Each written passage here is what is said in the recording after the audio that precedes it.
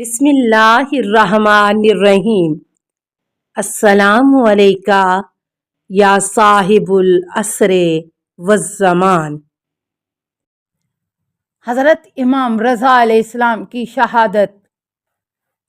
حضرت امام رضا علیہ السلام کی شہادت کا واقعہ مختلف طریقوں سے ذکر کیا گیا ہے۔ نمبر 1، روایت میں ہے کہ عبداللہ بن بشیر نے کہا کہ مامون نے مجھے حکم دیا کہ میں اپنے ناخن بڑھا دوں اور یہ کام میں اپنے لیے معمول بنا لوں اور ناخن بڑھانے کے واقعے کو کسی کے سامنے ظاہر نہ کروں۔ میں نے اس کے حکم کے مطابق ایسا ہی کیا۔ ایک دن اس نے مجھے طلب کیا اور مجھے کوئی چیز دے دی کہ جو ہندی کھجور کی مانت دکھائی دیتی تھی، اور مجھ سے کہا کہ اس کو اپنے ہاتھوں سے ملو۔ میں نے ایسا ہی کیا۔ اس کے بعد وہاں سے اٹھا اور مجھے اسی حالت میں چھوڑ کر چلا گیا اور حضرت امام رضا علیہ السلام کے پاس جا کر کہا کہ آپ کی حالت کیسی ہے؟ امام نے فرمایا کہ ٹھیک ہونے کی امید ہے۔ مامون نے کہا کہ میں بھی آج الحمدللہ ٹھیک ہو گیا ہوں، اور کہا کہ کیا آج کوئی غلام اور خدمتگار آپ کی خدمت میں آیا؟ امام نے فرمایا نہیں۔ مامون غضبناک ہوا اور اپنے غلاموں سے کہا کہ حضرت کی خدمت کے لیے کیوں نہیں گئے ہو؟ عبداللہ ابن بشیر کہتا ہے کہ اس وقت اس نے مجھے کہا کہ ہمارے لیے انار لے آؤ۔ میں چند انار لے آیا۔ مامون نے کہا کہ ان کو اپنے ہاتھوں سے نچوڑو۔ میں نے نچوڑ دیا۔ مامون نے اس انار کے پانی کو اپنے ہاتھوں سے پلایا اور پانی حضرت کی موت کا سبب بنا۔ اس کا نچوڑا ہوا پانی پینے کے بعد حضرت 2 دنوں سے زیادہ زندہ نہیں رہے۔ ابا سلط حروی کہتا ہے کہ جب مامون نے حضرت امام رضا علیہ السلام کے حضور سے باہر نکلا تو میں حاضر ہوا۔ حضرت نے فرمایا یا ابا سلط قد فعلوہا، اے ابا سلط انہوں نے اپنا کام سر انجام دے دیا ہے۔ اس حالت میں بھی حضرت کی زبان پر خدا کی وحدانیت اور خدا کی تعریف جاری تھی۔ نمبر 1، حاشیہ ترجمہ ارشاد مفید، جلد 2، صفحہ 261۔ روایت نمبر 2۔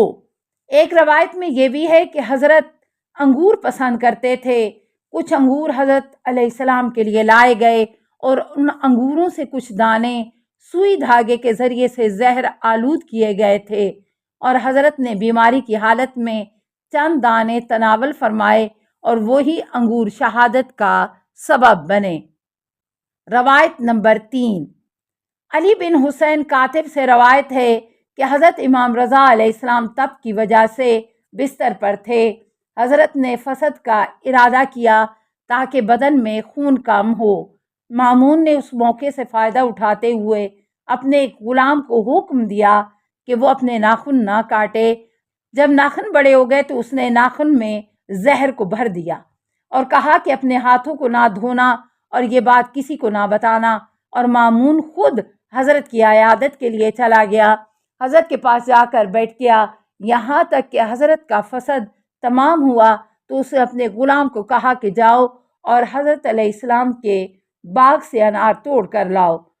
وہ گیا اور انار لے آیا تو مامون نے کہا کہ اس کا پانی نکالو۔ اس نے پانی نکال کر دیا۔ مامون نے اس پانی کو امام کے سامنے رکھ دیا اور کہا کہ اسے نوش فرمائیے۔ امام نے فرمایا کہ میں تیرے بعد پی لوں گا۔ تو مامون نے بہت اصرار کیا اور خدا کی قسم دے کر کہا کہ میرے سامنے پی لیجیے۔ حضرت نے تھوڑا سا انار کا پانی پیا تو مامون چلا گیا۔ ابھی تک ہم نے عصر کی نماز نہیں پڑھی تھی کہ ہم نے دیکھا کہ حضرت کی حالت متغیر ہو گئی اور حضرت شدت درد کی وجہ سے 5 دفعہ کمرے سے باہر تشریف لے گئے اور پھر اندر تشریف لائے، اور تکلیف بڑھتی گئی یہاں تک کہ صبح کو حضرت کی شہادت ہوئی۔ اس لحاظ سے دیکھا جائے تو حضرت کو بیماری کی حالت میں زہر دیا گیا۔ واقعاً عجیب قسم کی مہمان نوازی تھی۔ سبط حسن جوزی تذکرہ میں لکھتے ہیں کہ حضرت امام رضا علیہ السلام حمام میں تشریف لے گئے۔ جب باہر آئے تو حضرت کو زہر آلود انگوروں کا ایک طبق پیش کیا گیا جس میں زہر سوئی کے ساتھ داخل کیا گیا تھا۔ امام نے ان انگوروں میں سے کچھ انگور تناول فرمائے اور وہی انگور حضرت کی وفات کا سبب بنے۔ نمبر 2، حاشیہ عیون الاخبار الرضا، جلد 2، صفحہ 240۔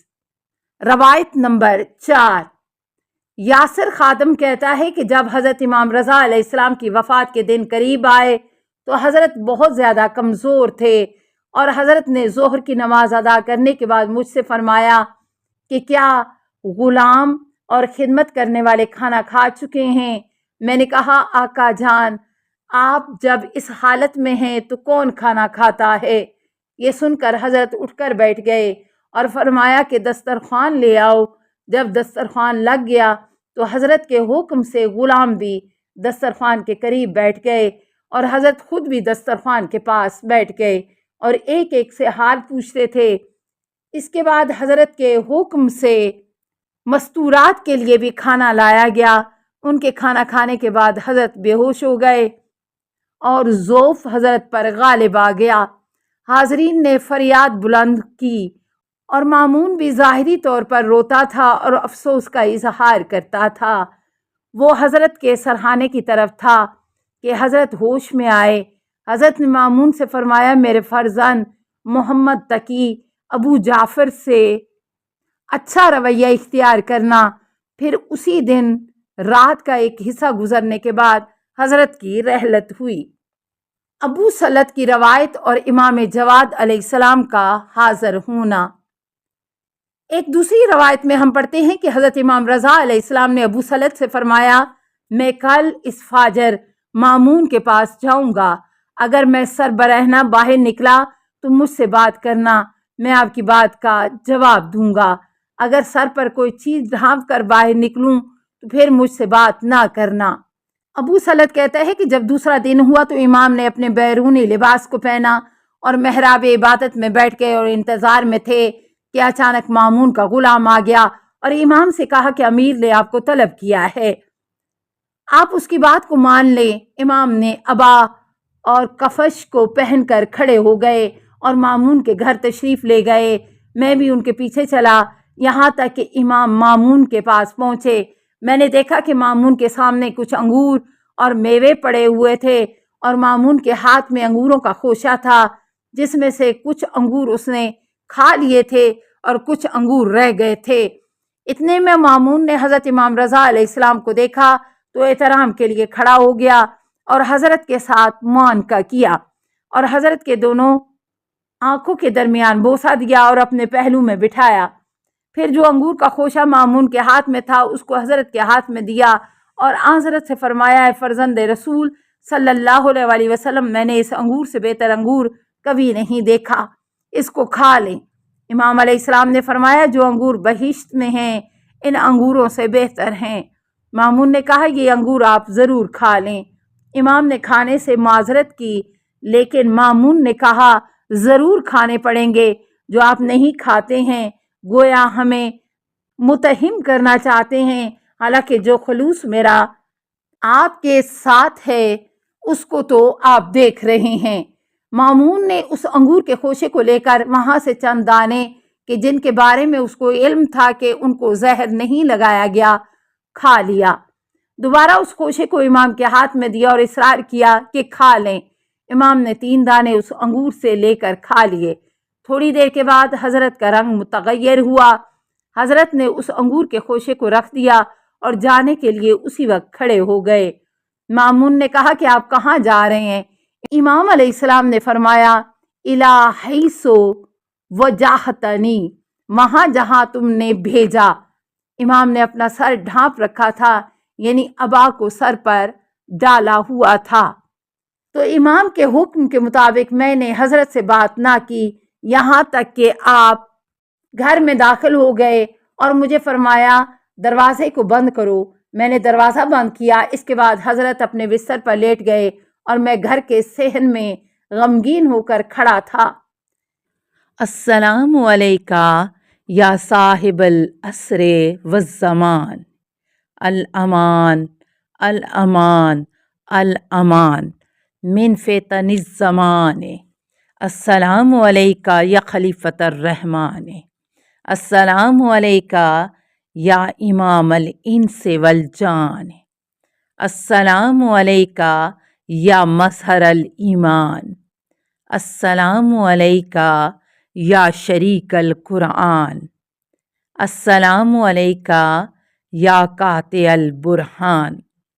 अस्सलामु अलैका या इमाम ज़मानिना हाज़ा अजलल्लाहु फ़रजक व सहलल्लाहु मखरजक व ज़हूरका।